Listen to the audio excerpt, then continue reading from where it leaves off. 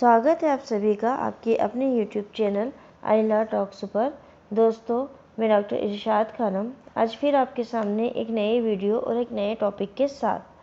आज हम माल विक्रय अधिनियम 1930 के अंतर्गत विक्रय संविदा के आवश्यक तत्व के बारे में पढ़ेंगे। माल विक्रय संविदा के क्या क्या आवश्यक तत्व होते हैं जिनसे हमें ये पता चलता है कि ये माल विक्रय संविदा है। दोस्तों, माल विक्रय संविदा के आवश्यक तत्वों को पढ़ने से पहले जिन लोगों ने चैनल को सब्सक्राइब नहीं किया है वह चैनल को सब्सक्राइब कर लें। कोने में बेल आइकन दिया गया है, उसको अगर आप क्लिक करते हैं तो मैं जब भी कोई वीडियो अपलोड करूंगी उसका नोटिफिकेशन आपको तुरंत मिल जाएगा। चलिए हम आज चर्चा करते हैं माल विक्रय अधिनियम 1930 के अंतर्गत जो आवश्यक तत्व दिए हैं उनके बारे में। माल विक्रय अधिनियम 1930 के अंतर्गत विक्रय संविदा का निर्माण धारा 4 में वर्णित निम्न अनिवार्यताओं को पूरा करके किया जा सकता है। माल विक्रय अधिनियम जो है वो ये 4 आवश्यक तत्व दिए हैं। अगर ये चारों आवश्यक तत्व पूरे हो गए तो ये मान लिया जाता है कि आपकी माल विक्रय संविदा जो है वो कंप्लीट हो गई है। कौन कौन से 4 तत्व हैं? पहला, 2 पक्षकार। सारे कॉन्ट्रैक्ट फर्स्ट और सेकंड में आपने देखा होगा कि जब भी हम कोई कॉन्ट्रैक्ट करते हैं तो उसमें कंपलसरी होता है 2 पक्षकार का होना। 2 से अधिक पक्षकार भी हो सकते हैं पर 2 पक्षकार कंपलसरी है। केवल पक्षकारों के नाम बदलते रहते हैं। सेकंड, माल का परिधान। थर्ड, कीमत का संदाय। फोर्थ, अन्य अभिव्यक्ति व विवक्षित शर्तें। आइए पहला वाला पॉइंट देखते हैं, 2 पक्षकार। माल विक्रय अधिनियम 1930 की धारा 4 उपधारा 1 से स्पष्ट है कि विक्रय की संविदा में विक्रेता माल की संपत्ति क्रेता को कीमत पर अंतरित करता है या अंतरित करने का करार करता है। अब 4(1) जो इसकी धारा है उसमें ये स्पष्ट है। जब हमने विक्रय की संविदा की परिभाषा इसके पहले वाले वीडियो में हमने पढ़ी है तो विक्रय की संविदा में विक्रेता माल की संपत्ति क्रेता को कीमत पर अंतरित करता है, ये अंतरित करने का करार करता है। अतः विक्रय की संविदा में 2 पक्षकार होना आवश्यक होते हैं। कौन से? पहला, विक्रेता। धारा 2 उपधारा 13 के अनुसार वह व्यक्ति जो माल का विक्रय करता है यह विक्रय करने का करार करता है विक्रेता कहलाता है। सेकंड, क्रेता। धारा 2 उपधारा 1 के अनुसार वह व्यक्ति जो माल का क्रय करता है या क्रय करने का करार करता है वह क्रेता कहलाता है। विक्रेता क्रेता इसके पहले भी मैं समझा चुकी हूँ तो इसको ज़्यादा समझाने की ज़रूरत नहीं है। और इसमें आपको याद ही रखना है कि जहाँ पर 2 पक्षकार होंगे वहाँ पक्षकारों की करार करने की सक्षमता की बात आएगी और सक्षमता की बात में वही सब चीज़ें आ जाएंगी: स्वतंत्र सहमति, परपीड़न, असमय कसर, कपट, भूल। वो सारे जो एक नॉर्मल कॉन्ट्रैक्ट में, एक वैध कॉन्ट्रैक्ट में जो आवश्यक तत्व होते हैं वो सारे आवश्यक तत्व जो हैं वो हर कॉन्ट्रैक्ट में यूज़ होंगे जब भी हम पक्षकारों की बात करेंगे। चलिए अब हम अपना दूसरा पॉइंट देखते हैं, माल का परिधान। विक्रय की संविदा की विषय वस्तु माल है।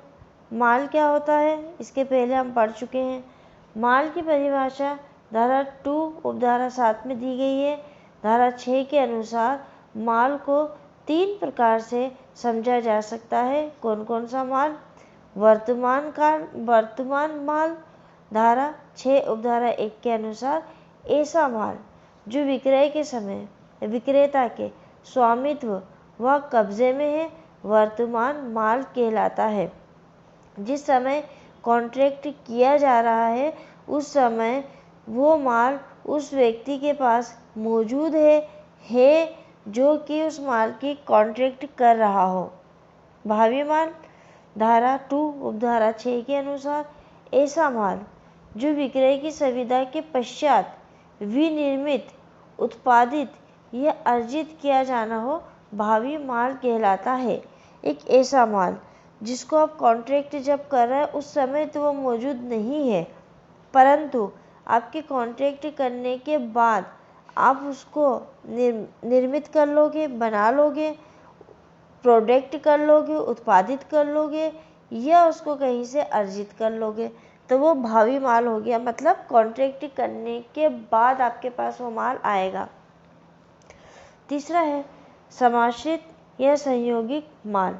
धारा 6 उपधारा 2 के अनुसार वह माल जिसका क्रेता द्वारा अर्जन ऐसी अनिश्चित घटना पर निर्भर है जो घटित हो या ना हो संयोगिक माल कहलाता है।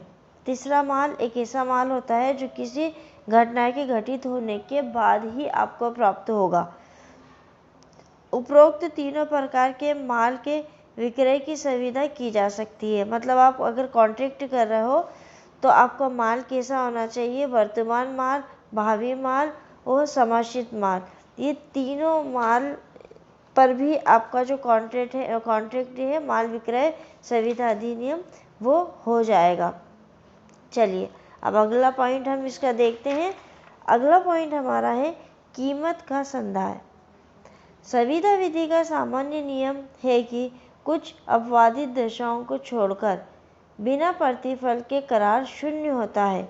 कॉन्ट्रैक्ट में हमने पढ़ा है कि हर कॉन्ट्रैक्ट में प्रतिफल जो है वो कंपलसरी है, परंतु कुछ अपवाद हैं, उनको छोड़ दें तो प्रतिफल के बिना किए गए करार वैध होते हैं।